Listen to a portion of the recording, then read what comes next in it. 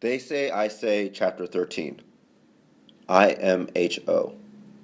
Is digital communication good or bad? Or both? You may wonder what our advice in this book about entering conversations and debates has to do with one of the major innovations in our society, the online technologies through which we now do much of our reading and writing.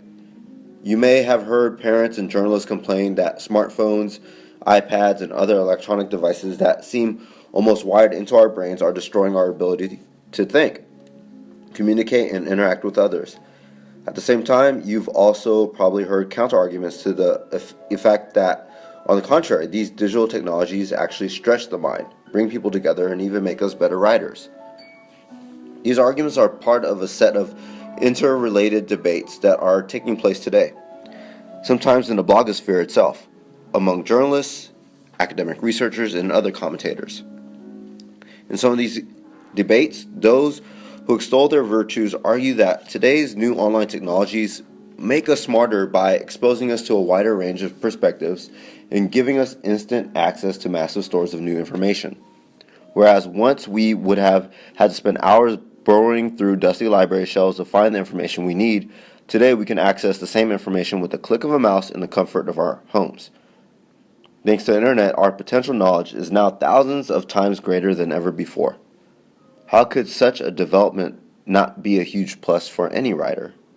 The critics, however, retort that far from making us smarter, online technologies are actually making us dumber, even in our capacity as writers.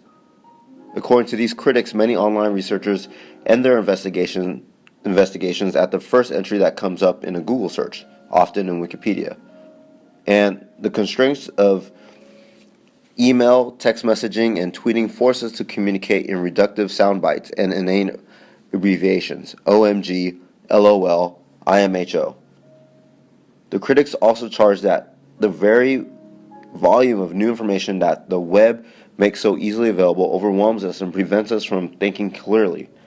So much comes at us so fast from electronic sources that we can no longer think straight or organize our thoughts into clear writing. The greater the mountain of information we have at our fingertips, say the critics, the less chance there is that we will find a fraction of it that is most valuable and useful to focus on and respond to. As a result, according to one critic, researcher Clifford Nass, the multitasking encouraged by the web and other digital technologies is making student writers less able to sustain a big idea in an essay and more prone to write in little bursts and snippets. Yet many challenge this pessimistic view. Rhetoric and composition professor Andrea Lunsford rejects the notion that Google is making us stupid, that Facebook is frying our brains, and that the web is depriving students of the ability to express ideas. According to Lunsford, reporting on a 5-year research project, the Stanford Study of Writing, student writers today are remarkably adept at crafting messages that will reach their intended audience because of their constant use of social media. That is, today's students are proficient at what rhetoricians call kairos, assessing their audience and adapting their tone and technique to best get their point across. There is also disagreement over whether online technologies create or undermine genuine conversation and community. On the one hand, some praise the web for its ability to bring people from distant places together who otherwise would remain strangers, enabling them to interact more easily with others through such mediums as email, blogs, video chat, and social networking sites.